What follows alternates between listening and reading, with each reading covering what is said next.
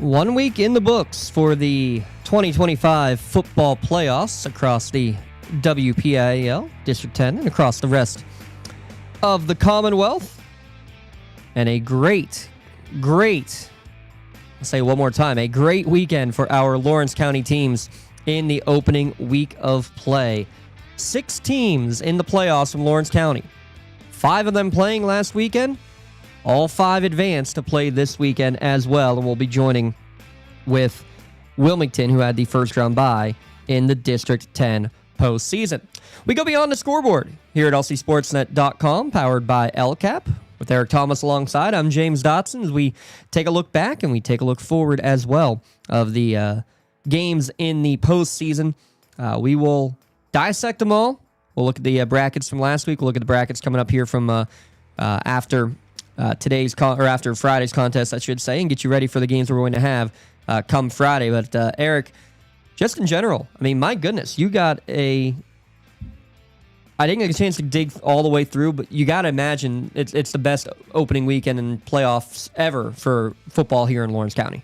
Yeah, and really 3 teams that have a good shot to do it again this week. I won't necessarily say that Neshannock's got a great shot, but if you're still playing now, you have a shot. So really, there's for sure 3 teams in Newcastle, Mohawk, and Wilmington, and Laurel. So really 4. But we'll see what happens. But it just sort of seemed like last week it was all starting to snowball between every game. Neshannock wasn't in any question; they weren't in any danger in that game at all. But Mohawk was tight. Elwood City was tight for a while. Obviously, Montour Newcastle was extremely tight the whole way through. And all of a sudden, it's like that 3:30 window in the NFL on a Sunday where every piece of chaos that can possibly happen over the next 30 minutes leading up to 4 o'clock happened. And it certainly was like that last Friday night. It was crazy. Yeah, let's just talk real quick about the finals first and foremost. Newcastle winning 14-13 over Montour. So they advance into the semifinals. They will take on Aliquippa in the semis on Friday. The rest of these games were quarterfinal games. In Class 2A, Mohawk, a walk-off field goal to win 17-14 over Our Lady of the Sacred Heart.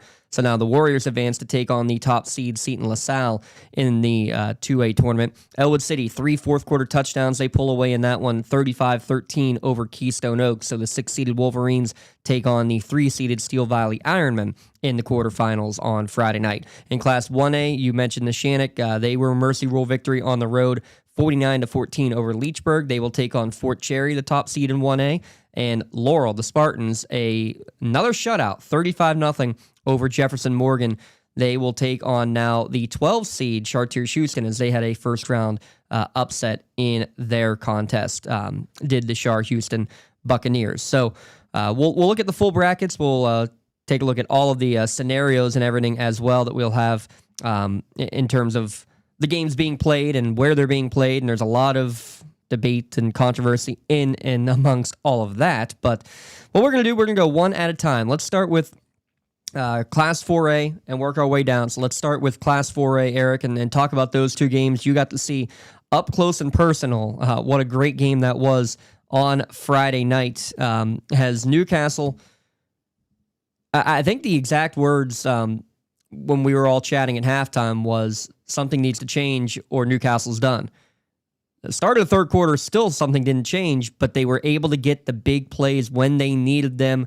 There was no panic in the end. And I think that is what is most admirable for Newcastle getting this win. Yeah, and the game really came down to 3 plays for Newcastle. 4 plays, really. I mean, the 2 touchdowns, the pick by Damian Harrison in the end zone, and then the 2-point conversion play, which you have to give Newcastle credit for stopping that, but that's because Brandon Bennett slipped. I mean, he is probably going in if he doesn't fall. So it's a foot race to the corner, no doubt. Yeah, it certainly would have. I mean, it would have been a neck and neck, right down to the wire. But he most definitely would have had the way that kid was running the ball Friday night. I would have probably put my money on him in any kind of race to get to that pylon. The way he's a different player now. I mean, it's just watching him from now 45 days ago, whatever it was when they played Newcastle the first time, and he didn't wow you with his stats. I mean, he ran the ball great, but he didn't throw, these gaudy numbers throwing the football. But he played with so much more poise and carried himself with more confidence. And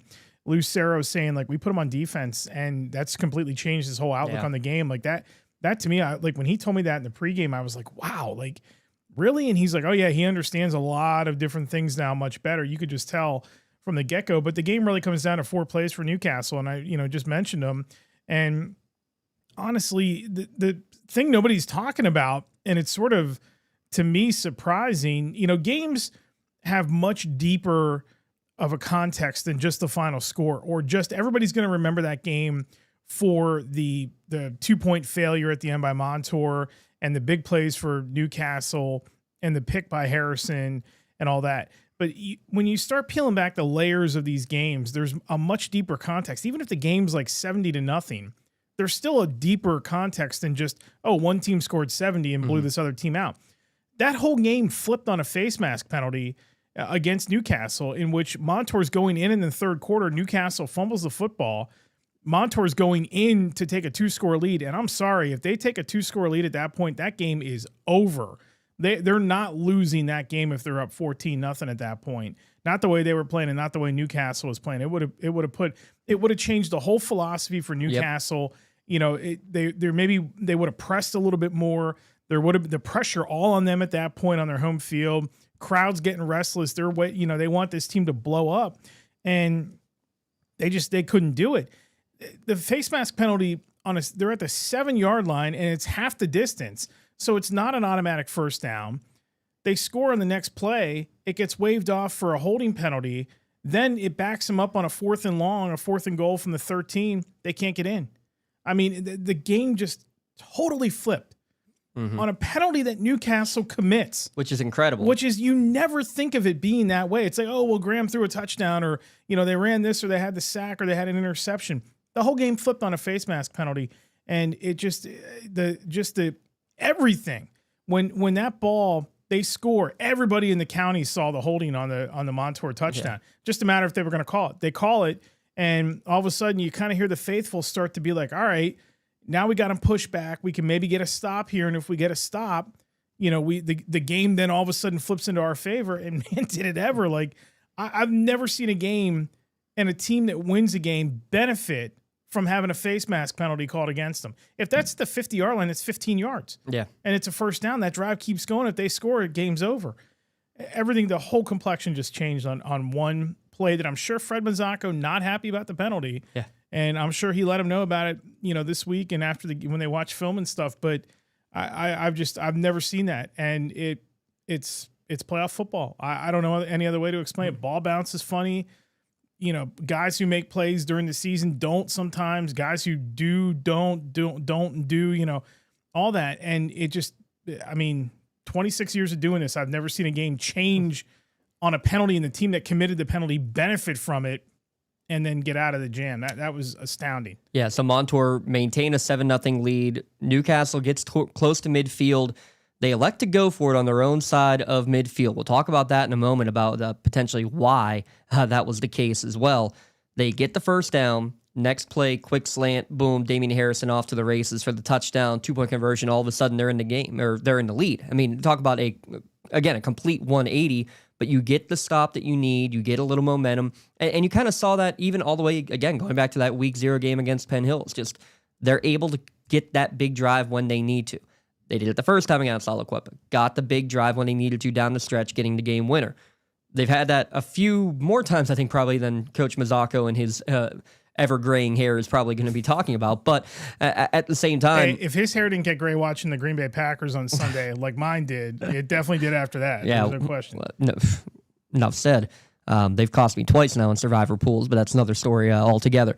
They find a way, and that's what it comes down to. Is you're right, the weird bounces of the football, anything can happen on any given play, any given day, and Newcastle has found a way to get the big drives when they need to. They're going to need to again on Friday night, but talk about, again, just you get the lead, you get the insurance touchdown, but then Montour, they had one more big drive in them as well. They make the play. I love Coach Ciro's call. We're on the road. We're going for the win. I love it, and it was a great play call. I think part of the reason he slipped was because there was a pursuit to the corner. He wasn't sure if he could get there. The defense, led by Mason Cook and company, they got the one play they needed when they needed it most. It looked like there was a slight hesitation. I went back and I watched it, and I thought we did a great job down the stretch calling that game for what it was. I mean, that was a high-level prize fight. But I usually don't toot my own horn like that. I'm as humble as I think I stink when I do these things. But I thought we did a good job, bringing the whole thing to life. But always helps when you get a good game too. It does, yeah, it definitely does. And I said it to a couple people that I really am tight with in the media business that are just, I consider them like mentors, and they've kind of coached me along the way. I told them, I was like, that's one of the 5 best games I've ever called or seen, like in 26 years of doing this. And I mean, I can run all 5 off. Like I remember them like the back of my hand. And some of them are because of like a heroic play at the end of the game. Some of them are because of weather. Some of them are because of the setting and the rivalry and the closeness of the game. And then there's that, on a Friday night. And like I said, for me personally, the missed 2-point conversion, the Newcastle touchdowns are like 6th or 7th on the list of things that I'm going to remember that game for first. Like that's how good that game got in the second half. And it's like, it was 2 completely different games. And I mean, when Marino Graham goes down in the first half, you're like, oh man, they're done. Like it's no knock on anybody else, but we didn't see Kai Cox throw the football. They got really predictable on offense. They bought their time. Defense, I mean, did a tremendous job. Keeping it 7-0 was huge. Keeping it 7-0 was massive. I mean, that defense, stand up and take a bow. There again, like that's another one of those things. Like I put that ahead of the touchdowns. I put that ahead of the 2-point conversion because you peel back the layers. There's context and everything. It's so easy to look at the highlights and just go, hey, they hit these 2 bigs. I mean, they had more offense on their 2 touchdowns than they had the rest of the game. That's incredible. Yeah. And those 2 touchdowns are 2 of the best highlights, especially Lemon's touchdown of the whole season. But it's just, you gotta, it's like long form journalism. Like there's just so much depth to this game that you have to look at everything along the way. And every step that it took just to get to them getting the first touchdown made that game great. And then it's like, oh, they got the touchdown. All right, cool. So we can add that to it. Oh, and then they got another one. But what happened before they got that second touchdown? Like just so much happened in that game. And like, it was really a tale of 2 games. Like they got as 7-0 felt like a blowout in the first half. And then they turned the ball over to start the second half. And you're like, well, this thing's over. We can scratch one of these teams off. We're not going to get an Aliquippa Newcastle too. And then, it's like the weather in Pittsburgh. Wait 5 minutes and it changes. I mean, that game just seesawed and had so many ebbs and flows. Like just a fantastic, fantastic high school football game. That is, I don't know how much longer I'm going to do this stuff, but I can tell you right now, like when I'm done and like 30 years from now, when I'm talking to my nieces and nephews and stuff, like I'm going to tell them about that game if they're interested in football, because it's going to live with me for a long, long, long time. Well, hopefully we get another spectacular game like that coming up on Friday. So let's take a look at that one. 3-seeded Newcastle taking on 7-seed Aliquippa, game being played at Helling Stadium in Elwood City. So first off, if you're going to Elwood City, don't look at the bracket. It says Elwood City High School. Do not punch in Elwood City High School into your GPS or phone or whatever device you're using, because the field is at Ewing Park. That would be the better place to try to search, is Ewing Park or just Helling Stadium. But you can do Helling if you're on Google. It will show up. It will show up on there. Yep. There you go. So Eric confirms you can punch in. I already mapped it out. Already mapped it out. I got an exit strategy like at 4:30 on Friday. I got to make sure I'm there. Well, hopefully the exit strategy involves parking, because we know that is not the forte around Elwood City either. Very similar setup parking wise to what it is at Taggart Stadium at Newcastle. But looking at this game again, throwing it back to the game against Aliquippa to start the conference play, it's going to be a completely different scenario because Aliquippa now has their quarterback. Everybody's going to be back in their positions. They thought that he was going to be out for the year, did the Yale commit. And all of a sudden, he's like, nope, I'm healthy. They put him through the tests, according to Coach Warfield and company. They put him through the tests. He was good to go.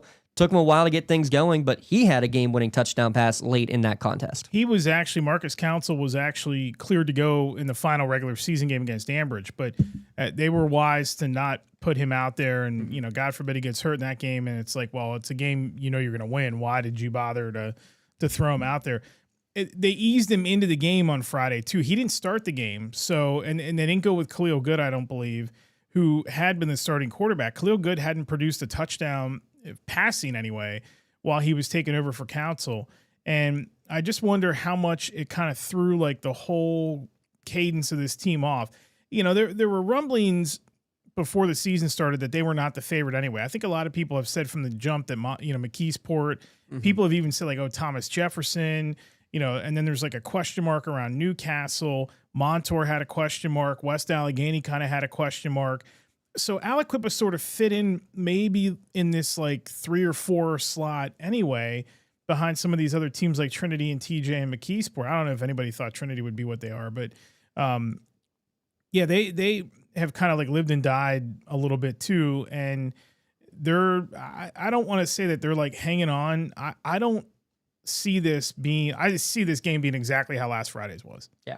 I really do. I don't know that it's going to get there the same way, but I see it being like right down to the wire. And, for everything Aliquippa's gone through this year, I think I like to think I have a pretty good relationship with Mike Warfield. I've talked to him a ton of times. He's helped me out greatly preparing for some state finals, and his door's like always kind of been open whenever I've like shot him a text or something. You think about what the community does with Newcastle, like how they rally around this football team, and it's the thing to do when you're in that community.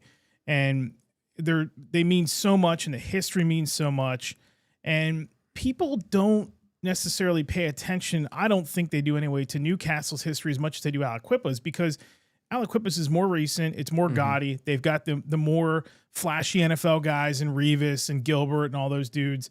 But at the end, maybe, who knows, maybe Tyke Hayes will be another one if he ever gets an opportunity at Penn State. But, the history between these two teams, but then you look at Aliquippa and it's like community-based too. I mean, oh yeah, social media, it's all Aliquippa football if you search it. It's been trending on Twitter. The junk they went through with the bus ride earlier this year with the JV team. There was a student at the school that was shot and killed a couple weeks ago. That was a big news story. These are two like communities that just kind of thrive and sort of live through their football teams. And that's, to be 100% honest with you, I kind of had a second life when I came out to Pittsburgh to live, because back east when I was doing football, it just wasn't the same. It wasn't, the football games weren't the thing to do. And like, maybe if you went to like Bishop McDevitt or Harrisburg on a Saturday, and you know what, even Harrisburg fans are too fair weather. Like their program's been great, too fair weather. You go a little further east and like Allentown, it's still a big deal with Parkland, and you get down to like the Philly burbs, and it's still a big deal when you're talking like LaSalle or St. Joe's, or St. Joe's has a great following, even though they're, basically an NFL team. But the way that these two are so eerily similar, and the communities aren't like the exact same, but in terms of how they get behind these programs and get behind these kids, and it's like there's going to be a lot of miserable people on the losing side Saturday. And that brings out everything. But then you also think about these kids that are going on the field, and it's like they got the weight of the whole damn neighborhood on their back. Like They got to carry the flag for this community, and like neither one of these teams are going to want to lose this game. I honestly don't think Marcus Council is the biggest thing for Aliquippa to watch in this game. I think their running game is. Right. I think JJ Work and Cleister Longmire and some of these other guys that got running the football, if they can be physical up front and kind of get back to Aliquippa football, and credit to their offensive line who's been reworked, and credit to their running backs, because JJ Work was not going to be the starting running back this year. That was Sinear Brooks, but he transferred to St. Francis down in Maryland, and Hayes obviously graduated. He's had to shoulder the load. He missed a game early in the year, came back, had one of his best games of the year when he came back. He missed it for an off the field issue, and came back to the lineup a week later and just gave it his all, and talked about how he wanted to play for his team and his community and everybody else and stuff like that.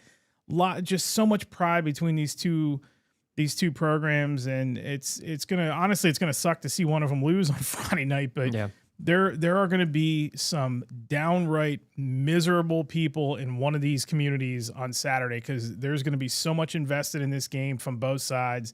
And I'm telling you, that stadium ain't big enough to hold it. They shouldn't be playing it there. I hate to say that. Respect to Elwood City, but they should not be playing the game there. And it's going to be, I really, really hope it's everything that I've been begging for this game to be on Friday night.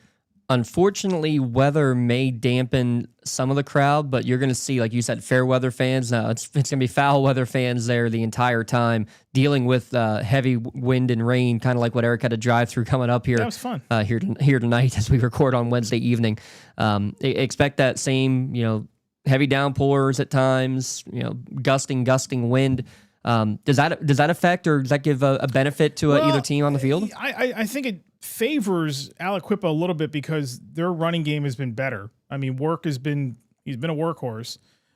He's got better numbers than anybody. I think he has more rushing yards than anybody on the Newcastle side except for Marino Graham. Correct, yeah. And that's the key thing with Newcastle has gotten what they've gotten out of Jermaine Walker when he's been in there, and Proctor and Moore and those guys, and they've been serviceable. They just haven't been kind of like the knockout 1,000-yard back. They haven't had to be. But this is a kind of game where you're probably going to need them because damn well, like you could see from that West Allegheny game that Newcastle played a few weeks ago, West Allegheny was tired of reading about Newcastle. You could just tell that they were like, no. This is still our game. Like, you guys are young and great, but you're going to have to learn the hard way. And I just kind of wonder, like, if Aliquippa is kind of reading the same thing. And then if, on the Newcastle side, if you read some of the publications this week and you're hearing about how Aliquippa's back because, Council threw a game-winning touchdown pass, nobody was saying that. Nobody was riding that horse 5 weeks ago when he was out. But now all of a sudden, because he threw one pass at the end of the game, now they're the favorite again, it seems like. And I don't know. It really, there's going to be a lot of emotion in this game. And I just, if it's nutty weather and Newcastle can't throw the football, they can still run the ball. I kind of lean a little bit towards Aliquippa in the sense that they've just run the ball a little bit better. I think it's a fair assessment, and I think it's just going to be about. That's not a pick. No, it's limiting the mistakes is what it's going to come down to, and especially in foul weather games like that, you got to be able to avoid the ball gets caught up in the air, the lame duck, and just holding on to the football in general. So you may see a 2-point conversion decide this thing because neither team is going to kick it. I don't think either team is going to be able to kick an extra point for all we know the way this thing's going to go. Yeah, that's a very good point. There as well. Again, 7 o'clock, Helling Stadium. Get there early. Parking is going to be at a premium. The number I was told is 5,000. That is the seating capacity there at Elwood City. It seems higher than I would have expected, but nonetheless, or maybe that's the ticketing capacity with standing room. Not sure, but 5,000 is the number. I would be very, very surprised if we don't get close to that number. If this was low 50s or high 40s and clear Friday night, there'd be 5,000 people waiting to get into the game. You're right. 5,000 in the stadium. Like, there's no unearthly reason why this game is at Elwood City. And again, that's no disrespect. This is one of the biggest games in the state. Yeah. For the whole week. I mean, last week we had the LaSalle St. Joe's game in Philly. This is like, I don't know that this is like on par with that. Maybe out here it feels like that. This is like the Super Bowl, the WPIL playoffs. Yeah. I mean, I know we got championships coming up and it's going to be a great championship thing. Like, and the other 4A semifinal is right up there with it. Equally as good. Like, that's the crazy thing. The two best games across all WPIL are both in Class 4A, no doubt about it. I mean, it's because we got some first round games. Like, honestly, like, does anybody think Central Catholic's going to be challenged by in their game? No. Does anybody think NA Norwin might be good, but we know Central Catholic's going to play for the 6A title. Pine Richland, we probably figure is going to play for the 5. Like, it's going to lack some drama in some areas. 3A, the top 4 are strong as well. I agree. This is by far, these two semifinals are by far, if it's not 1 and 2, it's like 2 and 3 as far as biggest games in the state. Want to mention real quick, Aliquippa is in their 19th consecutive trip to the WPIAL semifinals. Ridiculous. And you kind of talked about the tradition, all the players in the NFL for Aliquippa. I mean, that is exactly what Newcastle was just 40 years earlier, basically before Aliquippa had, Dick Buckus and that whole crew starting to come through and getting, year after year after year, just putting out great team after great team after great team. That's what Newcastle was in the 30s, 40s, 50s, 60s. So these two teams, I mean, talk about historic programs. You hear more about Aliquippa because of the recent I want to say recency bias because they've certainly deserved every bit of it. But Newcastle traditionally as well, insanely great. I mean, you're talking about potentially two of the top, if not the top two programs in the western side of the state, if not the entire Commonwealth. I think, are they not 1 and 2 in the winningest WPIL teams? Not anymore. Newcastle's had a couple of rough years in the 2000s. It's like top 4 though. Oh, for sure. Yeah. I'll get like you. Jeanette's up there, I think. Jeanette's up there. Clareton is getting up there. Washington is up there. Yeah. I know Steelton High Spire is still the most in the state, but I do believe Aliquippa and Newcastle are. They fudge that. Top 4, top 5. I'm just telling you, they fudge that. Nobody cares what happened in like 1890. Fair enough. Makes sense to me. Real quick, give me a quick lowdown of the McKeesport Thomas Jefferson game on the other side. Yeah, that's a good matchup of running backs, and I have to ride like everybody else is. Come on, Keemon Spell. If he's healthy, they're the favorite to beat. And I think if there's anybody playing with a chip on their shoulder in this 4A tournament, it's 100% TJ. I don't think anybody thought that they would cruise by Mars like they did last week, and I don't think anybody's picking them to win on Friday. So if anybody has got the chip, it's Bill Chirpak. And I did a state final with them a couple of years ago where they played Cathedral Prep, and also one where they played Jersey Shore out of Williamsport, and it's sort of, to me, feels like that Jersey Shore game where nobody thought Jersey Shore was going to win that game or even be in that game. And that ended up 17-14, and it was right down to the wire. I got a funny feeling that TJ is in this game a lot longer than a lot of people think they will be.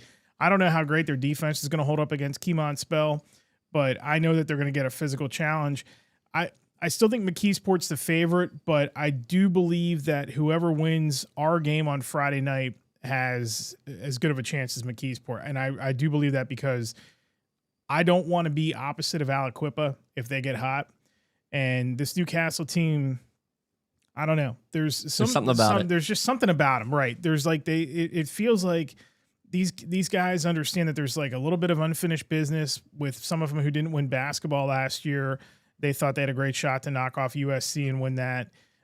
There's just a desire to kind of leave their imprint on the football program. And, people are going to remember this Newcastle team regardless for years to come. This has been one of the great ones that's come through here, especially in recent history. I mean, you throw this up there with 98 or 16, any of those teams, I think. 98, that might be a little bit of a reach right now because we got to see how far they go. That 98 team is so good. We swore... I went to Central Dauphin in the eastern part of the state, and we swore in 97 we were going to win the state title and lost to Central Bucks West in overtime at Hershey Park Stadium in the semis.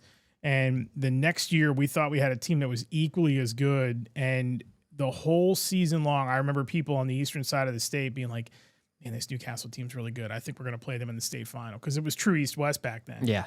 And, now it's a hodgepodge in some of the other clubs. But, I mean, we knew about them in Harrisburg, Pennsylvania, because I don't know how people were following them because you couldn't get newspapers and the internet was Al Gore had just created the internet, there was something special about that Newcastle team. So, I mean, we knew about them in the good old 717. This team, I don't know that they're quite at that level yet, but there's a lot of people back home that are asking me about them. They keep asking me. I had a lot of family and friends that watched our game last weekend.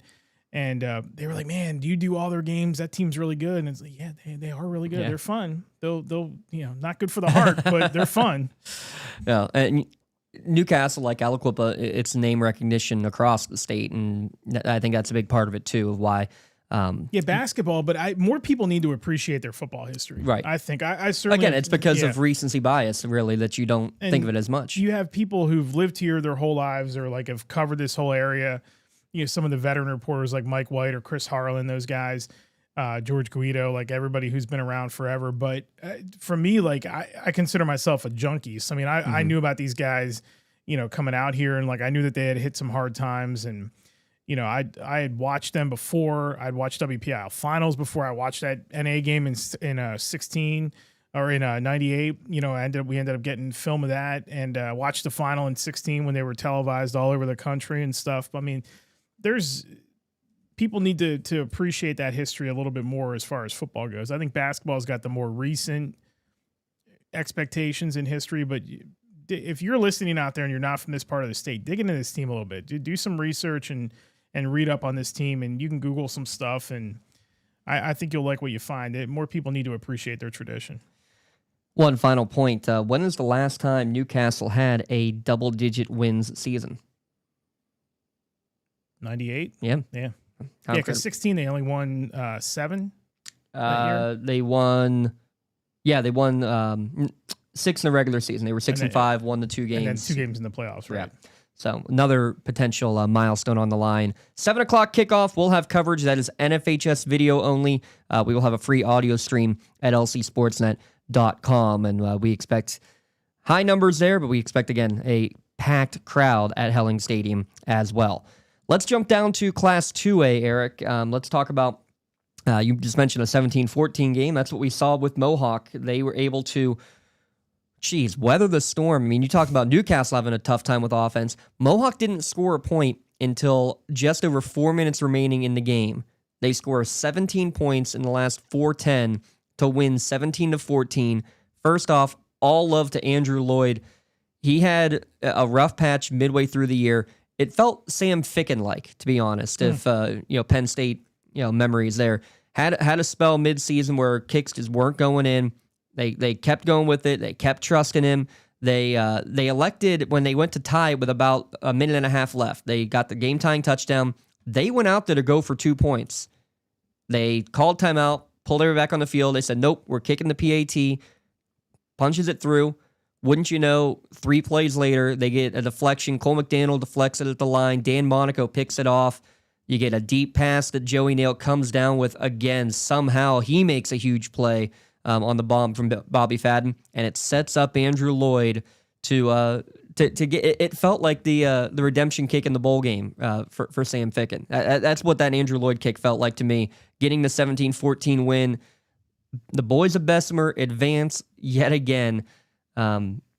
Impressive stuff. And again, weathering the storm. 4 or 5 weeks ago, I don't think Mohawk wins this game.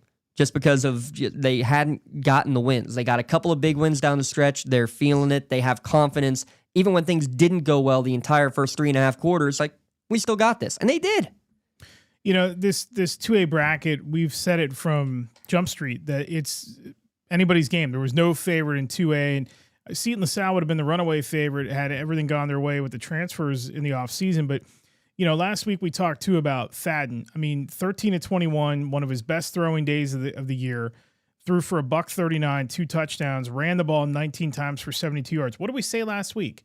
That, Lucas Stratton's been fantastic at carrying the football for him, but when it matters most and they get down to this crunch time at the end of the season, when your best player has to will you to some of these wins, it's probably going to be Fadden who's going to be their main ball carrier.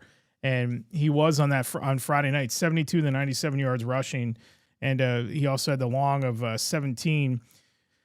Look, there's just something about them that they're not going away. And Seton LaSalle is going to be in for a 4-quarter fight. I'm not sure that they can pull 17 points out in 4 minutes against Seton LaSalle. Right. That's a great defense. That is a great defense. And Seton LaSalle's run game is really good, too. I mean, they got a 3-headed monster. They got 1,000 yards, and I think beyond that, 2 guys, much like Mohawk last year, 1,000-yard guy and 2 400-yard guys that are running the football for him. So Mohawk's going to have to be on its P's and Q's defensively, but there's just something about this team right now, and almost like they were given a second opportunity, and they just said, we got to make the most of it. And, teams that get hot at the right time. So you can look at a situation like Aliquippa where they get their main player back, and that might change the whole complexion of their team. Fair enough. Mohawk has essentially been playing the playoffs since they took on Western Beaver. So that's 4 playoff games already that they had to fight for their life, and then they had to go win the final game of the regular season, not even knowing if they were going to get in the thing, and they did that. So I just sometimes those teams that get hot and figure out these ways to win games, they're a little blessed and they get a little bit of help from above, but the other side of it, they still have got to play kind of with their hair on fire, and I think that changes a lot of things. This is going to be a 4-quarter fight. Not stunned at all if Mohawk wins this game. I don't think they win it going away, but if they win another game like 20-17, I wouldn't be surprised by that at all. No, I'm in complete agreement with you. Kymar Freeman is the main workhorse, but you're right. You see DeAndre Hill getting a good chunk of carries, the quarterback Kia Jones, the good dual threat guy. There's not a lot in the passing game because their O-line is just that solid. Mohawk, we talk about what they've done offensively. Bobby Fadden, 8 passing touchdowns versus just 1 interception in this 4-game win streak. They've held on to the football. They haven't made the turnovers that really cost them in the early parts of the year. They do that, again, they're going to have a chance to win. If they can continue to be smart with the football and not give up short fields, they're going to have a chance. On the other side, defensively, I think that's where I think a lot of things are getting missed. Whether it's Nail or Fadden at the linebacker and Fadden in the secondary, Radziminski goes crazy. Monaco, again, getting a deflection and interception. The guys on defense are making the big plays too. And let's not forget about the boys on defense, because that's, I think, where the bread and butter of this Tim McCutcheon team has been down the stretch. The defense getting a couple short fields, the offense holding on to the football, and let playmakers make plays. Kind of reminds me a little bit about Neshannock last year, where the numbers in terms of like sacks and tackles for loss aren't like insane, but they're just at the right place at the right time to make plays. And they do bring a lot of pressure, and they will get after you in a lot of different ways. But look at some of their main defenders. All right, so last week, this team goes for 54 tackles total, 1 tackle for a loss the entire game. They did have the pick at the end of the game with Monaco. Secondary played okay. They did have a fumble recovery in this game too. Landon Argero, Jr., Corey Fennell, Jr., Jack Patterson, sophomore, Cameron Quare, sophomore, Brendan Conti, Jr., Braden Radziminski, Jr., Franklin Kelly, Jr., Lucas Stratton, freshman. Yeah. They got all these underclassmen that are making these plays for them. I understand that they're going to lose 2 of their best players ever when the season's over.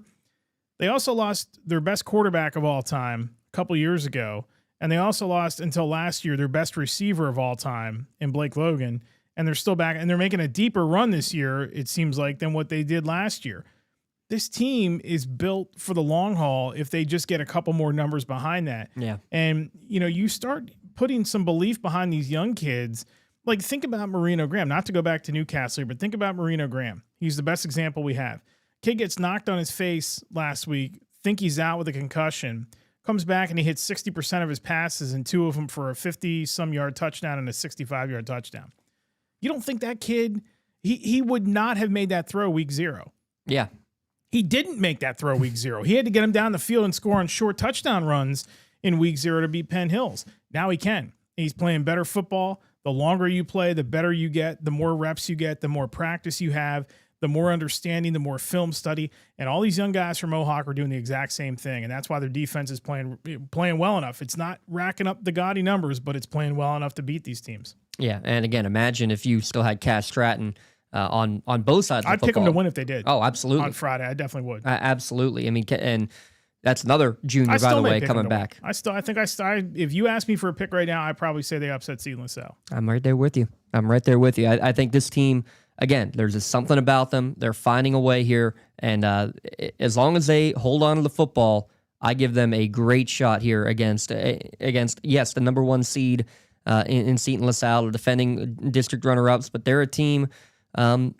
Mohawk just feels like a team that is playing at its best, and you also got to wonder, the rest versus rust debate, because Seton LaSalle is coming off of a bye week.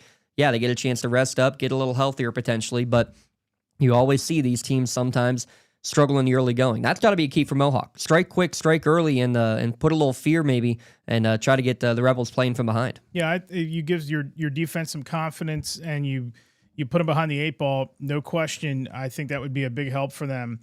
The other issue for me as far as Seton LaSalle goes is, last year, and it's a credit to what these guys have done all season long, because last year I thought they were the favorite to win the WPIL championship. I thought they were going to go play for a state championship after we saw them play Steel Valley in the WPIL semis.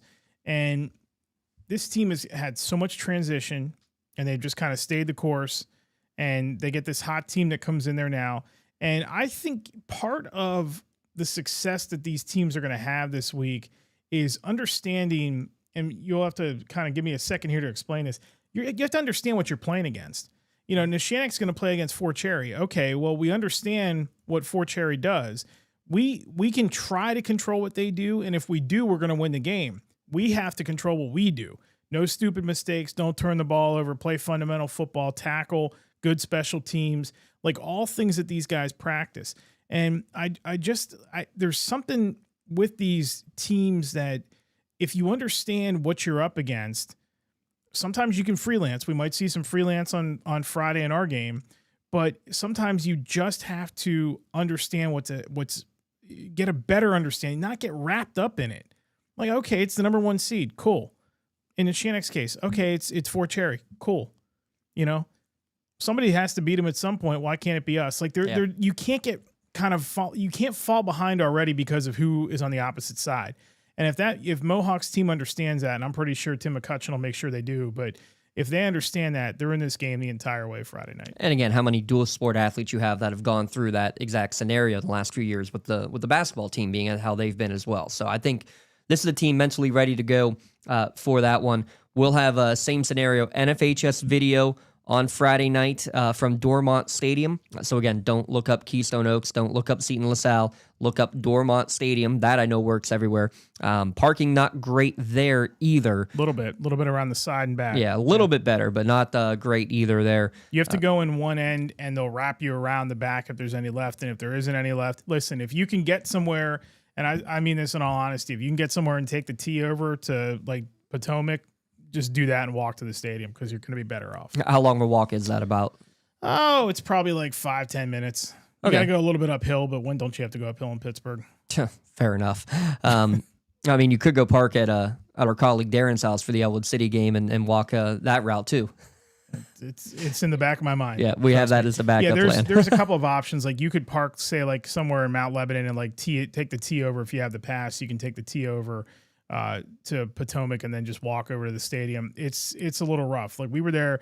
We were fortunate last week for soccer. They had spaces for us, but it's very limited. You're going to park in neighborhoods and you're going to have to walk, and neighborhoods there are not easy to park in over there. I can tell you that right now. That's my neck of the woods. I live about 5 minutes away from that stadium. So get there early is what Eric is saying. Yep. Again, that's a 7:00 start, NFHS video, and then free audio footage as well. Audio coverage as well at lcsportsnet.com. The other game that we won't have coverage of, but Elwood City Sports has a free video broadcast. Huzzah to them as they travel down to Campbell Field there in Munhall to take on Steel Valley. The 3-6 game, before we talk about that, let's talk about Elwood City taking down Keystone Oaks. They scored a lot late. They were tied at half, 7-7. Eric, they had 5 turnovers in the first half. They turned it over 5 times in the first half. And again, could have panicked.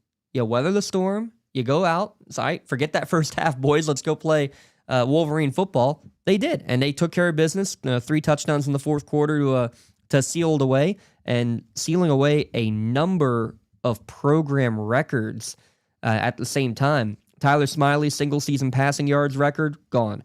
Dom Hogue, Daylon Curry, most receptions in a game. They're now number 1 and 2. Curry had 11, Hogue had 10. Each were over 100 yards receiving. They each now have 94 career receptions. That's a record for first all time. It's I think receiving yards wise, they're number 2 and number 3 all time. There are so many records that dropped over the course of these last couple of weeks and over the course of the fourth quarter, really alone in that game last week. So hats off, congratulations to all of them. Now you got Steel Valley. Now you got Mr. Barksdale. Have fun. Yeah, this is going to be rough because you know who's going to carry the ball and you know what's coming, and you just got to try to figure out a way to stop it. I'm not sure he's going to throw the ball at all in this game. You know, it takes a good defense to frustrate him, and we did see Seton LaSalle do that a season ago and really kind of put the clamps on them defensively. And I think Elwood City has that potential to do the same thing. Their defense has played really well all year long. Got a hat tip to the young man Tyler Smiley because his last 2 games he's been incredible. Here you go back to the Riverside game. He threw for 297 against Riverside, 189 against Union, 202 against Beaver Falls, and then 269 last week. And I know he's got the interceptions and he's got 4 of them in the last 3 games, but the touchdowns have been insane for him. He's got 10, so it's 10-4. TD to INT ratio. He's over 60% in just about all those games. He's over 60% passing in every game except one, going back to the Freedom game. He really has turned it on this season, and that's been good to see. To me, it comes down to Elwood's defense. Can they make enough stops? Can they get off the field against Barksdale? If they do, then they're going to hang in this game because they have the pieces to do it. Steel Valley always seems to play a team physical. Elwood's defense, though, I think can make some hay in this game. I don't know that this is going to be low scoring. Like, I don't know if I see like a 17-14 style game. I think Elwood's going to have to score some points, but they just got to figure out some stops. And if they can do that, then they're going to the semis. It's as simple as that. We could see two major upsets in this bracket on Friday night. And that to me, Mohawk, I would have thought yes at the beginning of the year, but I also would have thought Mohawk would have been a higher seed. Elwood City, again, if you would have told me at the beginning of the year this is going to be a 500 team, yes. If you would have told me this team's going to go 10-0, yes. If you would have told me this team's going to go 1-9, yes. I don't know. Yeah. I don't know what they're going to do, but yes to all of it. I was leaning definitely not a 1-9, but I was leaning closer to that than 10-0, I can't. You don't know. Yeah, like they could have been anything. They have a team that have progressively gotten better and better each week. They're one of the few programs I can say around here and around Western PA that I can confidently say has gotten better throughout each and every week. They're going to have their toughest challenge, though. Barksdale almost has more carries than the rest of his team combined. If there's any game where I think weather does play a factor, it is this one because Elwood City is so good.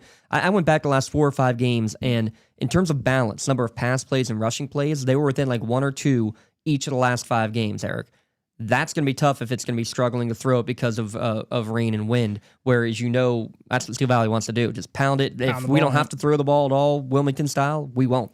So I know they lost the game by 10, but if you go back to Western Beaver, who's a run-heavy team, Elwood City 15 tackles for loss in that game. Wow. So I don't know that running attack is as good as Steel Valley's, but it's good enough to compare it. And then they have 15 tackles for loss the last 2 games. So they got 75 and a half tackles for loss this season. This defense is just playing like way, way, way over its head. And honestly, look, I know they weren't going to go 1-9, but point being, you could have told me anything about this team this year. They might have been the best 1-9 team of all time, for all we know. I would have just been like, yeah, probably. They probably will be. Like, I could have agreed with anything. You're right. It was anybody's ball game at the start of the year. So anything they would have done would not have surprised me. It's asking a lot to replace those guys. They've all done it. They've all bought in. They've got a great head coach. Their program is now established. These guys understand what it takes to win. He's going to have another crop of guys that come up and do the same thing. And in some cases, hopefully be 4-year starters for him. And much like Mohawk, I think this program is going to be rolling now for a few years. I got to give 2 props here. The first one to Chris Smiley, because when we went to our training camp, like we do every year at the beginning of the year, I always ask the kids, I like asking them, give me a name of an underclassman, somebody who's performing really well, who we may not hear this year, but we'll hear in future years. And he immediately said, my brother. He's throwing the ball well. He's gonna be something special. And my goodness, I mean, I didn't see this coming to this level of him coming right out his first year as a starter and breaking the school's single season passing record. Didn't see that coming at all. Big brother Chris certainly did. The other kudos I got to give to Brad Winhurst there with Elwood City Sports, because these 2 teams have played once before, back in 1971. Believe it or not, that was the first year that Steel Valley truly existed, when they did the merger between Munhall and a couple other schools. That game finished in a 14-14 tie, featured 20 turnovers. 20 turnovers in the game. Absolute insanity in that game. And it also featured, we believe, Coach Ray Brazo's brother, Larry. We're going to get confirmation that Larry and Ray are brothers, but just incredible findings from that game. Steel Valley fumbled 15 times, lost 10 of them. The teams combined for 10 interceptions in the game. My word, just you hope you don't see that kind of game coming on Friday night, but that was just a fun little factoid to be finding. Steel Valley's not going to throw the ball 10 times. Like they may not throw the ball 5 times in this game.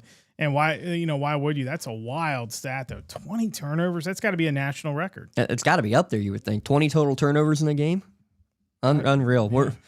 Yeah. Now we know what research Eric's going to be doing tonight for that one. You can tune in again, Elwood City Sports. Search them on YouTube for that game. Again, a 7 o'clock kickoff. Free video you can watch on their YouTube channel between Elwood City and Steel Valley. The other 2 games real quick in 2A, Western Beaver against Apollo Ridge. That game played on the grass at Western Beaver for now. Haven't heard anything, but it is still possible that the WPIL could force that game to be moved if weather is a potential issue. They said very adamantly they don't want to do that, but yes, it still could potentially happen. The other game, I'm really intrigued with this 4-5 game, South Allegheny, Washington.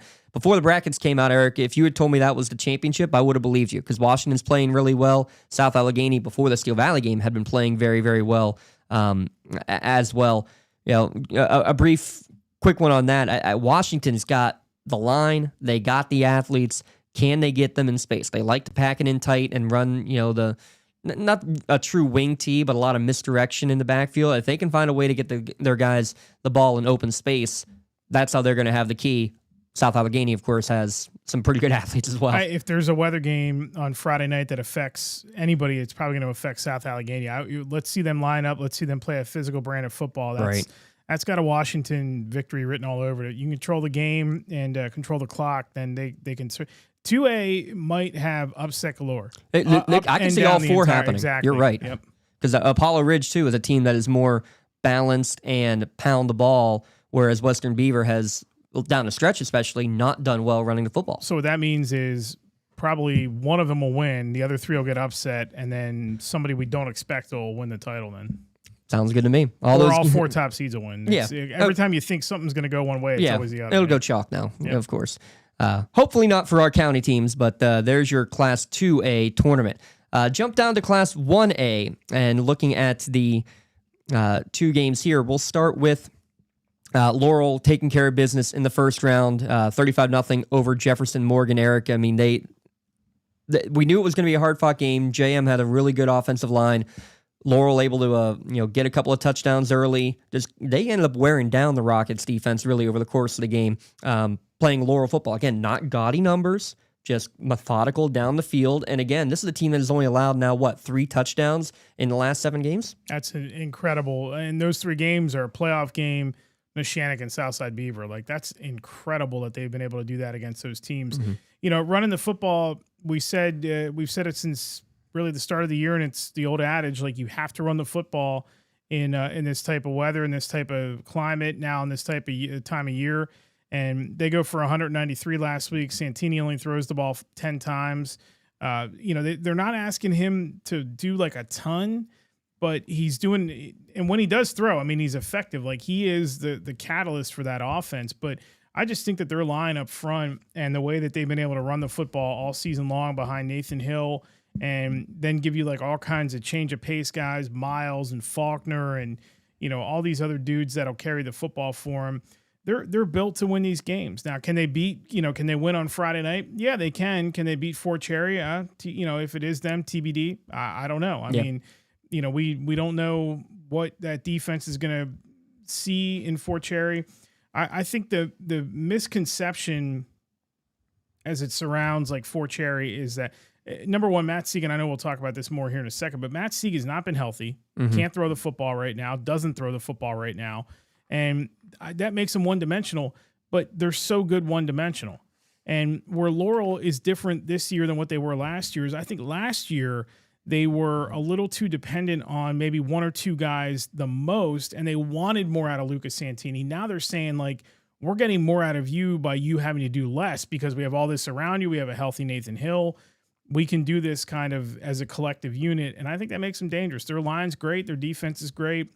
And I think they win Friday night, and I think they go to the semis, and who they play, we'll see. But if they have a shot to win the semis, who we'll see. But it's been a heck of a year for them regardless, and I think they just keep on rolling Friday night. Mohawk saw the older Barksdale brother a couple of years ago in the WPL semifinals. Yep. That was a true, I don't want to call it a one-trick pony, but basically it was. Duran, the younger brother, was out. They really didn't have anybody else. It was... I don't think they threw in that game, did they? Maybe one. One pass? Maybe one, yeah. And remember, that was a rainy night, too. That's true. Yeah. Good point, yeah. So think about that as things go along. On the other side, for Chartiers Houston in this game against Laurel, they're coming off their first playoff victory in 25 years. They had so many that were so close, including a game against Laurel, I believe that was 2018, if memory serves me right, Eric, where they controlled the game, went to punt it with just over 2 minutes left to go. The punt is blocked, and Spencer Jones scoops it up and runs in for Laurel's only touchdown of the game, and they win that game. 10-6 was the final. How about that? I mean, you're going to have some memories of that. I know that was one of the first years with Coach Coop on the staff as the head coach here of Laurel. They're going to be talking about that, but saying like let's not leave it down to the defense and special teams. So obviously special teams, how many blocked kicks have they had over the course of the year? That could come into play here again, yet again on Friday night. But when you look at Char Houston and their offense, you're going to hear Aaron Walsh's name a lot. He's a dual threat quarterback. He's probably going to be over 1,000 yards rushing and passing by the end of the night. You got to find a way. You got to avoid the eye candy. Keep discipline because even if you got covers in the secondary, he's going to take off. So you're going to have somebody spy on him. Do you have a Carlson or a Miles who's trying to be a spy on Walsh the whole game? I think that's probably what you're going to end up seeing. But if you can control him and keep him limited, make somebody else try to beat you in this game, I think that's the Laurel recipe for success. And Char Houston's kind of been this like sexy pick for an upset, and I just don't see it. No, I don't see it either. And I think that's just more people that are picking Char Houston that haven't really paid much attention to Laurel this year, and if they have, it's been of late, not necessarily, during the whole season. Laurel, to me, when they started proving against the better competition on their schedule that they were going to be what they are, I learned a lot more about them against like the South Sides and the Neshaniks, late in the year and how they handled that whole situation compared to when they, saw Mohawk early in the year. That when they played Mohawk, you're watching that and you're just like, what's going on with Mohawk here? Like that game, even though Laurel completely dominated, it was more about what the heck's going on with Mohawk than it is like, that was Laurel's the game really good. And that was the game where Cash got hurt. Right. Yep. So that there was kind of like some underlying stories there that weren't really, in Laurel's control in that game. Has Aaron Walsh seen a defense like this? Has Aaron Walsh had Alex Medved coming off the corner? Has Aaron Walsh had Tyler Fuchs coming at him? Has Aaron Walsh had to look across his line and see 600-pound Kevin Mahoney? And I say that with all due respect, young man, because then Casey Wilson is 6'99", so yeah, exactly. So yeah, has he? I'm not sure that he has seen anybody like a wall like that across from him. And Tyler Fuchs commands so much attention, and these linebackers are so good. And then Alex Medved just goes and has like 3 sacks in a game. So they can certainly beat you different ways. I would say that if this was, the weather was going to be good, the game definitely favors Laurel because true secondary having to go against the passing attack, if he throws it, that they'll feast on that all night. I'm riding with Laurel here. I think they keep it going, and there's a semifinal game next week. I really hope, and I'm saying this I say this more from our standpoint. We want to keep bringing these things to you. We'll be somewhere next Friday for sure, regardless of what the matchups are. But, a Laurel semifinal, potentially against the Neshaniks, which would be incredible. Oh, my word. And then like having a Newcastle potentially in a WPIL final on Saturday afternoon. There's certain things that need to align for that to happen. But I do think Laurel gets through this game. I'm not buying the Char Houston hype, and I know they've been a good team, and Walsh is a good dual threat. They run the ball well. They've got 2 really good receivers, Andrioli and McCreary. But this Laurel defense is too good. And if you haven't watched them yet, you need to, because their defense is as good as any plan right now. Not as good as Clareton, but it is as good. Like if Clareton's here, Laurel is like a distant 1B, like a 2 or a 1B, but they're still up there. This defense has been the lifeblood of the team the whole year. You'd be talking about the Laurel defense, if not for Clareton right now, of their 10 straight shutouts. Exactly. So, the other thing I want to mention, like opponents, who did Laurel just beat last week? Jefferson Morgan? Yes. By a score of? 35-0. Who did Chartiers Houston play week 0 this year? Jefferson Morgan. And who won by 35? Jefferson Morgan. Yeah. Now said. 7 o'clock start. We are only able to do audio-only coverage of that one. I stunk in math, and even I could figure that out. Kudos, A+. If I had the ding button, I would I'd give it to you right now. 7 o'clock audio-only for that one from West Allegheny High School. Good parking there that you're going to have to walk a good chunk to be able to get to the bleachers for that one. The other game we have coverage of, actually we will not have coverage of now, is Fort Cherry against Neshannock. We'll talk about the coverage debacle in a second. Let's talk about Neshannock coming out guns a-blazing against Leechburg. If you looked at the stats, Eric, and you were actually talking about it before we got on the air, you said, wait, how did Neshannock only run for, 70 yards, 80 yards in the game, something 61. Like that? 61 officially in the end. I said, well, that's what happens when you have 4 scoring drives, 2 of which are defensive or special team scores, and the other ones that are 1-yard scoring drives. Your last drive with the backups in lost about 20 yards on a couple bad snaps. You only ran 23 total plays in the game. Yeah, that's kind of how that happens. They were in control for the entirety of the game. They forced Leechburg out of their comfort zone. Credit to the Blue Devils. They started passing the ball. I think they threw it 24 times in the game. They had thrown it 37 times all year combined. They did a good job. They did the Jackson Vargo and company of actually throwing the football, and I think Neshannock wasn't fully prepared for it. But they were able to, bend, don't break in those drives. They had a pick 6, another one that I think Anthony Aiken did get into the end zone for another pick 6, but nonetheless, Neshannock just came in, did what they needed to do. They won a game that I was very confident they were the better team, even though they were the worst seed. And now they have to go against a Fort Cherry team that you said is very one-dimensional. Oh, by the way, Ashton Allison is back. And that makes such a huge difference in that defense, Eric. So huge that Ashton Allison is able to be back at full strength. Yeah, and I think it also helps their offense, too. Both sides of the ball, offense and defense, he becomes a guy that they can get the ball to in space, and also, he has breakaway speed, too. So that's a big – I think he was hurt in the Shenango game when they played there. I mean, everybody got hurt in that game for Neshannock. It seemed like – how about one penalty against Leechburg in that game? Leechburg had 12. You can't do that in the playoffs. We know that. How about Neshannock punted 1 time in that game and Leechburg punted 4? That makes a big difference. When you have a combined 12 penalties and 4 punts, 16 of those plays in which you're either kicking the ball or going backwards against a team like Neshannock that's as explosive as they are, you're not going to win that game. It's as simple as that. And I didn't think Leechburg had much of a shot in that game anyway. The only concern I would have had going into that game is it's kind of a funky setting, and you're much like you're going to be if you go to Dormont or, some of these other smaller venues. Like, you're right in the middle of the town. There's no parking. It's a cramped space. You feel like you're in a closet, and it can kind of, we've seen a lot of teams, especially in basketball, when you get like in the tighter gyms and they're not as open, they kind of clamp up a little bit. And, having done a game there a couple of years ago, I sort of had that fear for Neshannock, but they didn't care. They just went in there and just said, nah, we're winning this game. Now, as far as Fort Cherry goes, I just looked up. He hasn't thrown a pass since week 6. Yeah, it was since week 6, shoulder issues. Probably, by the way, now is going to be the next commit to skip on Penn State and likely go to Notre Dame, which... before I get into this, let me ask you a question. Okay, we're both Penn State alums. I root for him, but I'm not like a diehard fan like I was when I was a kid. But you go Irish. But how does I understand the climate right now at Penn State and these kids wanting to bail? I don't know why you would wait and not wait until you find out who's going to be there before you make that decision. If you don't sign anything, you're not bound to go there anyway. Mm-hmm. You can just, if they hire, Eli Drinkwitz and you don't like him, you decommit then. But like, why bail on him now, when you don't really know what's going to happen as far as like the coaching search goes? Now, my other thing I would say to this is, if all these players are going to bail on Penn State, who should stand to benefit the most from that? What program should benefit the most from that in the state of Pennsylvania? The one right down the road. The one at Pitt.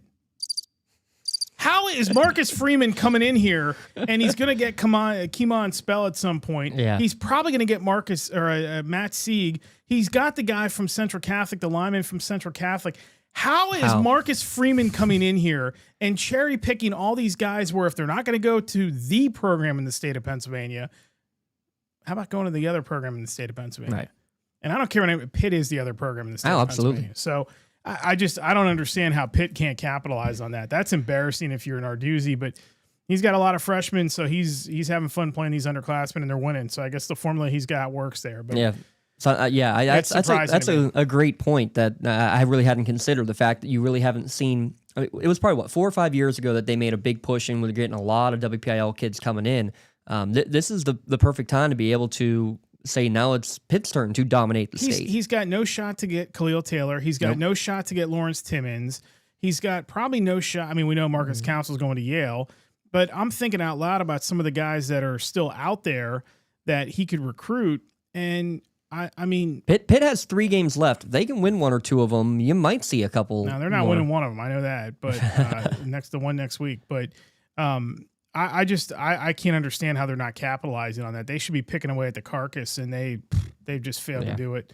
That's why they should have never tore Pitt Stadium down either. The fact they play at Acrisure is a joke, but that's what happens when you're a joke program. But anyway, on to I hate Pitt, so just you can whatever. But exactly, listen, there used to be a shirt back in the day my parents didn't let me buy about Pitt. So we can all feel assume. that strongly about it. When you're blue and white, you ain't blue and gold unless you're Notre Dame. So get out of here, Pitt. But anyway, as far as this game goes, I wonder, can they limit the running attack? This weather is obviously going to factor into this game. It favors Fort Cherry. The experience factor favors Fort Cherry. Neshannock has not been out of the first round in a long time, so it's new territory for them. This is basically on the pocket schedule for Fort Cherry. Sieg is the best player on the field. Doesn't matter. Gino doesn't have to go out there and try to be him. That's when I said earlier about having to understand who you're up against. He doesn't have to go out there and match him yard for yard, point for point. He has to go out there and guide his offense and try to get as many points as he can, put his team in the best position he can to win the game. Don't turn the ball over, limit the mistakes, short field, take advantage of it. Your defense has to play well. I think Neshannock's defense plays well enough overall. Again, not the gaudy stats, not the sacks, not the tackles for loss. They do have a lot of interceptions. They can take it to the house anytime they pick it off. I don't think we're going to see a lot of throwing in this game, period. Especially with the weather. Especially with the weather. I just have this weird feeling that this goes a little deeper than a lot of people think. Fort Cherry favorite, yes, but this game is going to be a game for a lot longer than people think it is. As Lee Corso would have said, closer than the experts think. No, if there's a line on it, you would maybe look at the plus side of that line if there was. You mentioned Gino Mazzacco.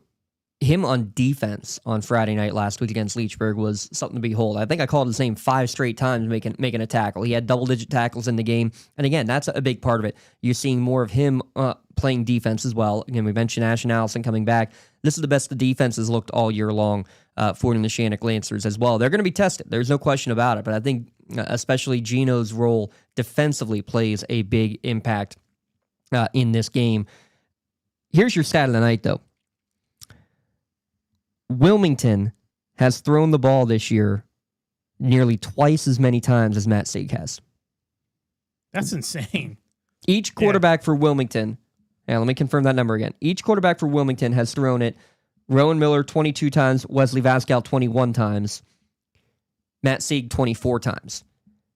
I can't believe I'm even saying that, but both Wilmington quarterbacks have thrown it just about the exact number of times individually that Sieg has in total. And as a team, twice as many as the entire Fort Cherry team. Well, and Sieg didn't throw the ball a ton anyway when he was healthy. I'm not sure what's up with the shoulder there. Yeah. But but his sophomore year, he was 1,000 both years. Yeah, but it wasn't like he was like a 3,000-yard passer. So I don't know that him not throwing the football is completely shocking. I mean, he's got the wheels. I just... again, Neshannock just kind of has to look at this and go, we know what we're up against. We understand it. We have to just do what we can do. And if we play a perfect game and we still lose, then at least we know we played a perfect game. I mean, you can't give them short fields. They really have thrived on the turnovers. Fort Cherry has. I watched one of their games earlier this year and I turned it off after 6 minutes because I was like, I just can't watch this anymore. Like there's other roadkill I can watch. Like there just isn't anything to watch here. They've done everything they need to do in 6 minutes. And I mean, he's a spectacular player. It's a crowning achievement for him if he gets another title. 1A is going to start to show its teeth a little bit here, though. This is, even if Fort Cherry wins this game, this is, I think, the first of a couple that Clairton, Laurel potentially, 2 of the best defenses in single A, probably the 2 best defenses in single A. And then if you get through those 2, you go to Wilmington and you take on them at some point along the way. That's asking an awful lot for a Fort Cherry team that I think needs to, how do I say this without trying to be nice? They need to get back to the state title game more than the state title game needs them. I think they feel like they really should have been there for 4 years in a row. Mm-hmm. And they haven't played well in that game, in that spot. Steel High tore them apart when they played there. And then they got torn apart last year in the playoffs before the state finals by Port Allegheny, who was really good. So I believe they feel like they need to be there. Like they have to be there. That makes them pretty dangerous. Like that gives them the mindset, and enough guys are on the team now that were there when they last went to the state title game, including the most important piece. That makes them dangerous because everybody believes that they like this. To them, Clairton's like, we need to beat Fort Cherry. Fort Cherry's like, we need to go win a state title. Yeah. That's a different mindset. That is a completely different mindset. When Clairton, if they do beat them, then they'll think about winning that state title. But Fort Cherry's like, no, you're in our way, gone. You're in our way, gone. You're in our way, fine, gone. We need to get there. That's a mindset you can't coach. And I think Tanner Gary's got a good grip on this team. By the way, somebody told me over the weekend. I was just about to say this. Yes, that Matt Sieg's brother, who is in junior high, is going to be better than him. I don't know how, but if he is, we know he's going to probably go to Notre Dame because he's not going to go to Penn State or Pitt. So there you go. There we go. Again, this is a 7:00 game being played at Beaver High School. We will not have any live coverage of this game. So let me fully explain the scenario. The way that the current rights rules are is that for WPIL playoff games, it is first come, first serve. Anybody who is affiliated with NFHS can apply to do the game on NFHS. I have some issues with that mindset in some instances. For example, last week when there are home games and a visiting crew is the one that ends up being able to do the game and the home team can't, I have some issues with that. First come, first serve, it is what it is. Literally the exact same time, the exact same down to the second, were the two bids put in, Eric, and ours apparently was a split second behind the other crew. So because of that, we can't do the video. Okay, cool. Just like we did with Laurel last week, we'll go and we'll send an audio crew. The press box at Beaver High School is smaller than the size of the studio that we're in right now. There's room for a clock operator, and there are 2 media seats next to it. That's it. We could have done, and I was fully planning to do exactly what we did at Leechburg. Be on the roof, be in the bleachers. We've done it before. It's not ideal, but we make it happen. Not when there's 20-mile-an-hour winds, gusting rain, thunderstorms. I'm not putting my crew in that position. I'm not putting our equipment in danger of that. So because of this, and it's no fault of Beaver. I want to make that very, very clear. This has nothing to do with Beaver not accommodating us. They've done everything.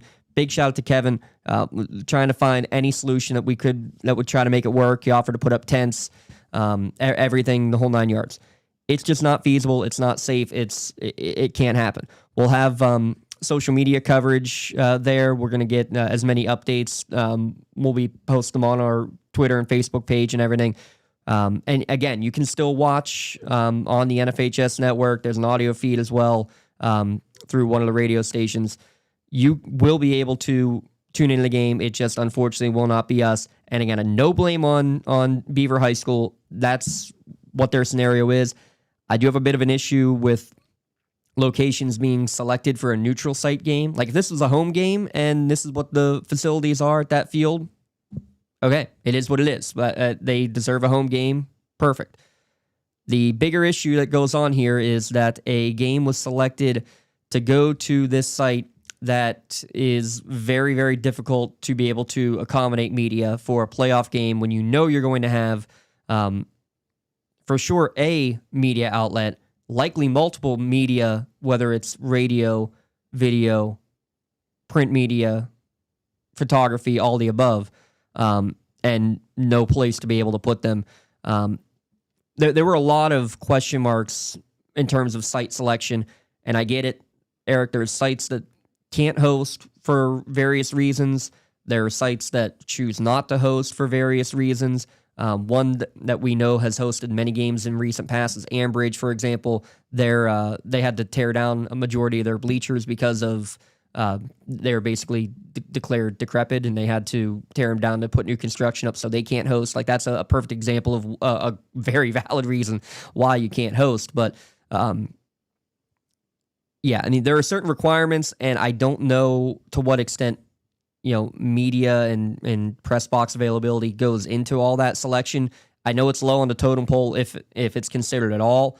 It needs to be considered just for situations like this because we want to be able to cover our teams. I literally cannot safely go and cover our team on Friday night, and it sucks. Fair. It does suck, and unfortunately, what if Neshannock goes and wins that game and pulls like the upset of upsets, and we don't have that live audio or that live video or anything like that. That makes us feel bad too. So I mean, I empathize with you there. And look, bottom line is there needs to be a better selection process for who gets assigned these games. There needs to be a better body in charge of doing the assigning. Somebody like me who used to do that kind of stuff that understands it and knows it a little bit better. I'll take my shots because I don't have the reputation you do, and I really don't care who comes after me. So I'll just say it flat out. I think the way that that's done stinks. And two, and I don't care if people don't like what I just said. That's fine. You can edit this out if you want to. But the other issue is that you're not putting. Friday is going to be sort of weird because of like the weather. So I mean, I think it's going to be kind of messy, and a lot of people aren't going to either get to the game because of traffic or whatever, or they're not going to go because they don't want to sit out inside of it. So, we don't even know if the games are going to happen in full if there's going to be thunderstorms coming through. Keep that in mind. Yeah, so I mean, like they could be delaying these things and all that kind of stuff. But I think we need to take a long, hard look at some of the venues that we're going to. And I hat tip any high school who's willing to host these things, especially when their team is not involved. I understand that they get a cut of some of it and the concessions and all that kind of thing. And that's good for them because they need that money to help fund their programs. And that's sort of like what the revenue sharing idea is all about. So like I commend Elwood City for doing what they're doing on Friday night. They're hosting one of the biggest games in the state of Pennsylvania on Friday night. There is not a chance in hell that game should be there ever under any circumstance. If this was, again, if this was like 50 degrees and clear and a beautiful fall evening, there could be upwards of like 9,000 people that want to go to that game. And frankly, too, lucky that Elwood City is playing in a game. I can't believe they're trying to host while their team is still playing. Yeah, that's a little. Most of those fans are going to go to watch the game at Steel Valley, or they're going to stay at home and watch the game on TV from ECS. If Elwood City was not in the playoffs, half of Elwood City, because of how big a sports town that place would be watching that Aliquippa Newcastle game. They like that. They like that, and that's going to hurt. That would hurt the Newcastle fans. That would hurt the Aliquippa fans. Yep. There'd be a whole big mess there in that situation. And let me just say one other thing real quick, too. Yeah, please. Do not, under any circumstance, anything I say about how I feel about how this stuff goes has nothing to do with James or anybody else that works with us here. That's me. So if you got an issue with anything I say, you come after me, you say it to me. You don't say it to anybody else because I'll handle it the way I want to handle it. But the bottom line is some of these selections are terrible. We should have been at Laurel last week with the video.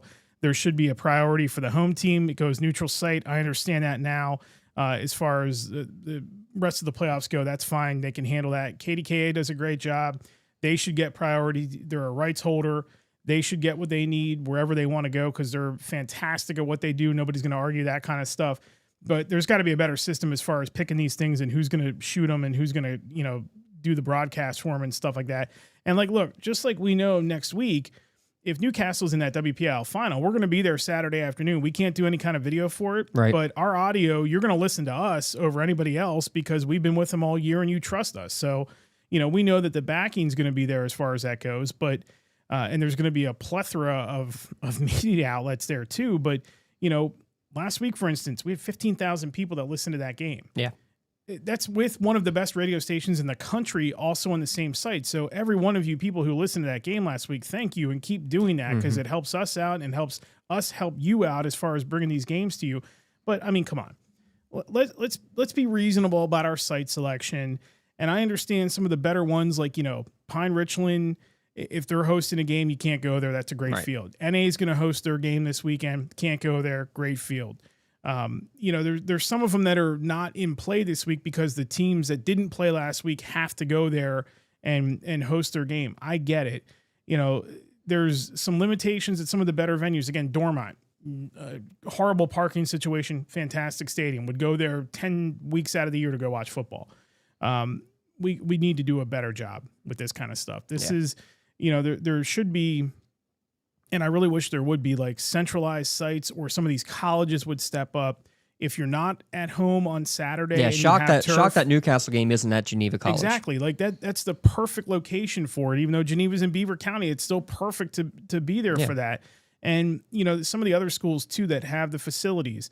If you don't have a game on Saturday, put a couple people there for concessions and a ticket taker and open the door for it. These colleges need to really step up and help out the high school level. I mean, you're thinking about you would basically get some of these kids on your campus for free without having to host Actually, them. they're paying you. Exactly.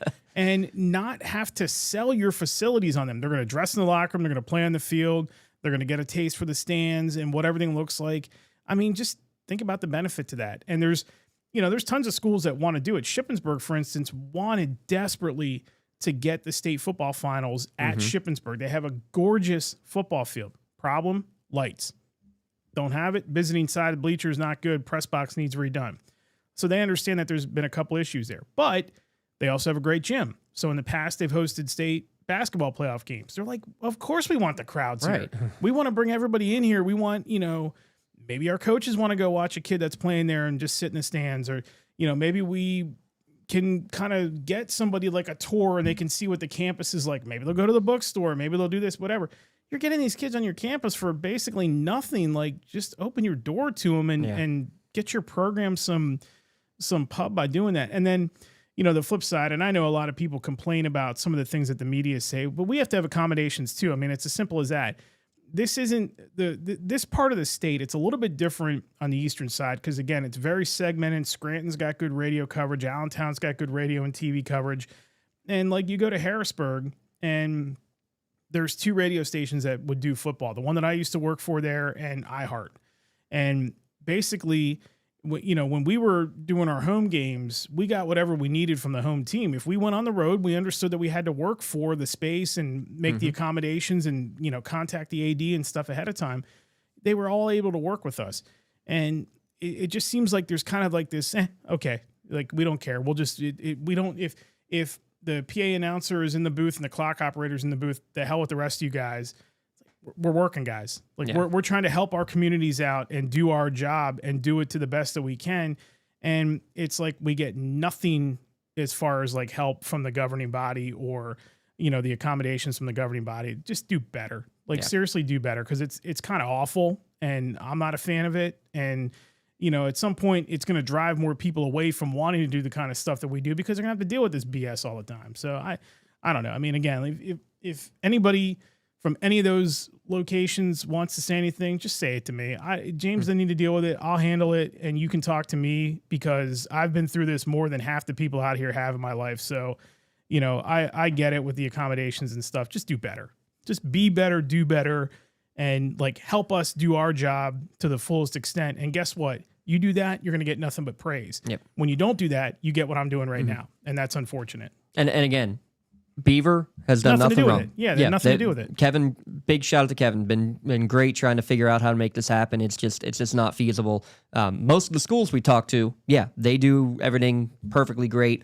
It's other areas that just are lacking from what they ought to be. One final thing to look at in District 10, Eric Thomas will have the call of the Saturday game between Wilmington and Cambridge Springs.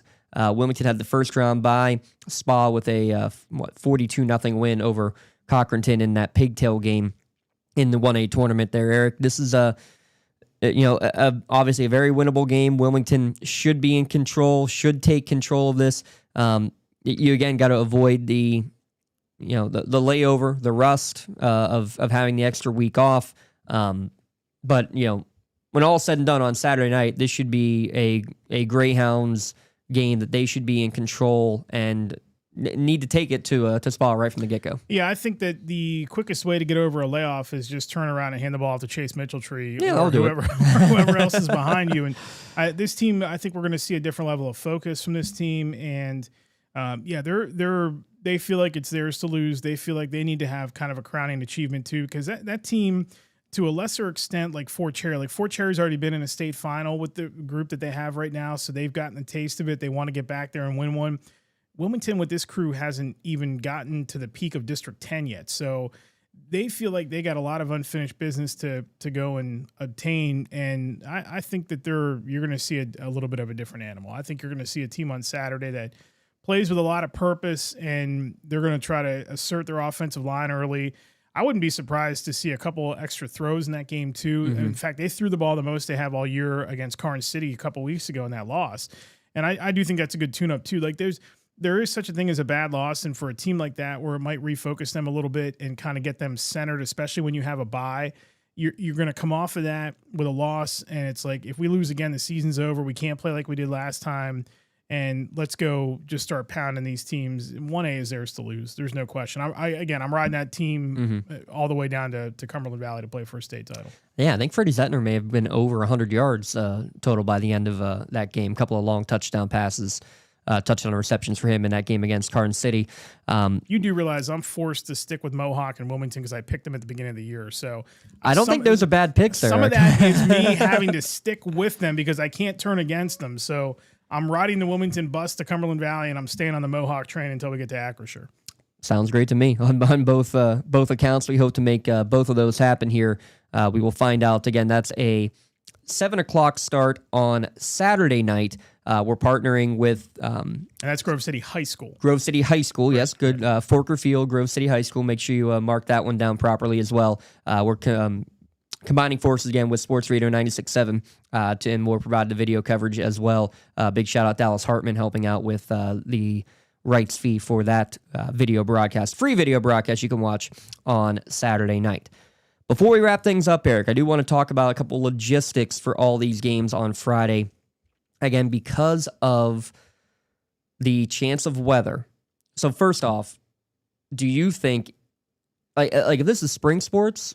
No chance. They're pushing everything back 24 hours. Yeah. If it's on turf, it's going to go Friday, I believe. Even with chance of thunderstorms and lightning? I think so. Because there's such a finite window, and because Acrisure is booked, I mean, the weather isn't much better on Saturday, so they're not really going to have a chance to move stuff. Now, what I will say about Saturday is if there is a chance that some of these venues are in play on Friday and do get the game in, I do believe that you have to look long and hard of a site switch on Saturday if one comes available for a bigger game like a Newcastle Aliquippa. I don't think Saturday's weather is supposed to be as bad. Yeah, I think it clears up by around noon. Yeah, so there's a chance then that maybe if they push anything back, but I know logistically it might be kind of a pain, but like if you're getting on a bus to go play, it shouldn't matter where you are. It shouldn't matter if you're going to Elwood City or West Allegheny or whatever. But I do think that they need to look long and hard and get some contingency plan in place and say like, hey, if this game is rained out, can we get this facility for Saturday? Put some of these games at the best facilities possible and try to get that like worked out as far as, putting it on the best plane service possible. And, if the weather's better Saturday, you have a better chance of a bigger crowd for a game. I'm not saying that Newcastle Quippa is going to get, iced, but if it were to, you take a game like that, you put it at a better site, more fans, bigger gate, all that. I think they have to look at something like that. So I don't think they will, but they gotta try to. Yeah, the other thought I had too is that if we were going to have this inclement weather and a chance of lightning delays, we're talking about lightning delays in November, as crazy as that sounds. But just to give an example, say the Newcastle game gets played, but the storms are worse down south, and the Thomas Jefferson McKeesport game has to get postponed into Saturday. Now you're talking about, the unfair advantage of one extra day and all that. I wondered if they might make an executive decision of just let's push everything back 24 hours. I know that's tough. You don't know what venues are going to be available, what officials are going to be available. You might have to make doubleheader football games. Ooh, that could be kind of fun. That would be kind of fun. But I think they would have to look at that. To be fair, now the other interesting thing is like if the weather still stinks on Saturday, you have to consider a couple things here. Steelers are away Sunday night, so there is no home game this weekend. They're out in Los Angeles. Sunday, because you're coming back on Saturday, I think is in play too if you have to. Yeah. I don't know that they want to play a game on Sunday. I don't think they'll need to. But there's been Sunday games in the past in the state, and I mean there's been state championship games on Sunday because of snow, but that's a different animal. But I just like in the back of your mind, you got to think like worst case scenario. I mean, if for instance, McKeesport TJ, they can't play it. I definitely would postpone the other one and push it back and let it, let them play both at the same time. I try to match them up at the same time. But you got to make that decision about this time on Thursday to be able to even have that sort of discussion. You would hope it's not going to linger into Friday, and all of a sudden, like at 4:30, we're all in transit, and then all of a sudden we get the text message, "Hey, this game got bumped." And been there, done that. Yeah.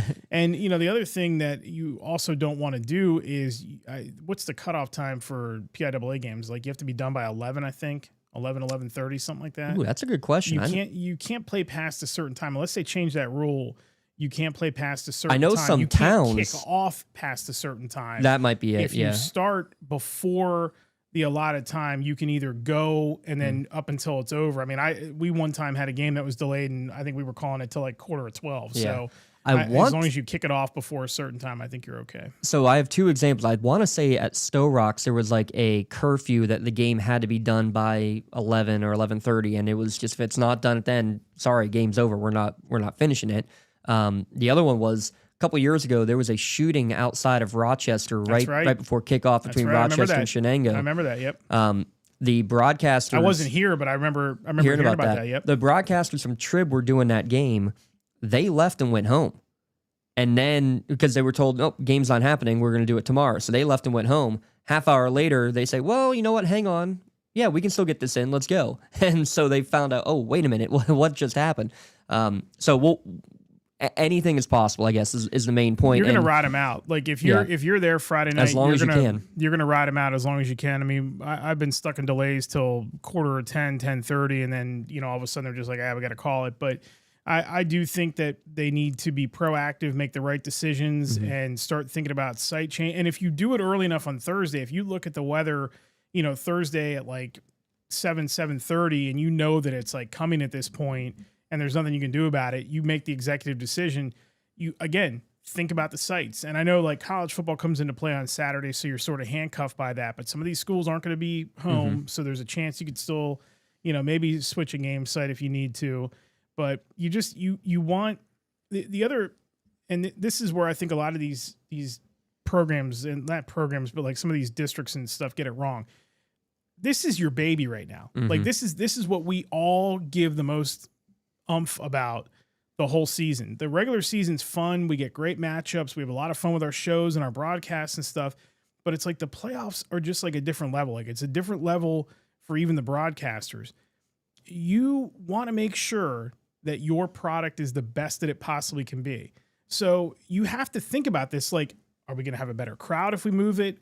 Is the game going to be better if we move it? Do we want these kids playing in, this safety? Right. Like from a safety standpoint, do we want them playing like in a windstorm and a rainstorm? Do we want the passing team not able to throw the football because the wind, is whipping around, and then the other team runs the ball 65 times and pulls an upset? Hey, upsets are great. Do we want to have it manufactured like that? No, we want to put it in the best possible situation. So like, you got to think about it from a marketing standpoint too. Like you're trying to push these games and like get these on platforms and people to subscribe to them and watch them and stuff. No, nobody's going to want to watch like a 7-0 game in a 35-mile-an-hour monsoon. Man, they might want to watch it like in 45 degrees and like drizzle. Yeah. That's a lot different. So they got to think about protecting that product a little bit more too. And that might be a factor tomorrow at some point. One final point I do want to make is, say there is a game in the third quarter that gets delayed. There is no like, after the fifth inning, a lightning delay in the games. Nothing is official ever unless both coaches mutually agree to it, which unless you got a team already in the mercy rule, I don't think any coach is going to say that they agree to not come back the next day to finish a game if their team is still even remotely in it. So I'll tell you a horrible story real quick. Back when I was a writer at the Carlisle Sentinel, I had my spring beat with softball. We had a team, Boiling Springs, who made it into the state tournament, and they played up at Williamsport. I think they played South Williamsport. I really honestly don't remember who the team was that they played. Fantastic game. Like two of the best pitchers in the state. They were just going at it the whole game. One hitter, two hitter, all this. All of a sudden, we get to the extra innings, and Boiling Springs was the away team, so they batted first in the top of the 10th, I think it was. And all of a sudden, this just massive storm came blowing through. And softball fields back then are all dirt, so there's except for the outfield. So we get this rainstorm in there, the whole infield's like flooded. they can't play. There's no way they're even going to get this thing cleaned up. They can't go to the other softball field because the same situation. There was another game that was there anyway. They couldn't go there. So both teams are just like, that's it. But like, we got to come back tomorrow. I go to the Williamsport paper. I'm writing my story. I call my editor. I said, hey, like, I got to come back tomorrow because they couldn't finish it because of this rainstorm. She's like, all right, you're going to go, like whatever you're going to do tomorrow, like you got to blow it off. You're going back there for it. And I said to her, I was like, you watch, I'm probably going to come back up here and there's going to be like a walk-off home run or something. I go back up there the next day. Home team had a runner on third. They had a runner on second. And they had a runner on first. So the bases are loaded at this point. There wasn't even a pitch thrown. The game ended on a balk. Boiling Springs pitcher Lindsay Barenhausen, who was fantastic, she got in the circle. And if you went back and watched the coach's film, she never balked. It was horrible. So you lose on an illegal pitch without throwing a pitch after coming back the next day. Yeah, illegal pitch. I said balk, but yeah. No, and basically balked in the winning run. And I remember just thinking to myself, I'm like, I drove an hour and a half up here for 10 seconds. Like they warmed up, they put the runners back on the bases. She got in the circle. Umpire goes, nope, first base. And everybody on the Boiling Springs side was going nuts. And I'm sitting behind home plate, and I'm just like, we came back here for that? Like, you couldn't even get me like a double play to get to like another inning or like a walk-off grand slam. It had to be that. And then you watch the coach's tape and her hand never leaves the ball. You could see her hand like in the glove, like she had it like set, and her pitching, like the hand she's going to throw the ball with, it never moves in the glove. You can see it clear as day on the coach's film. And this is like 2010. So 2009. So coach's film, like, wasn't great, but like Huddle was in his infancy.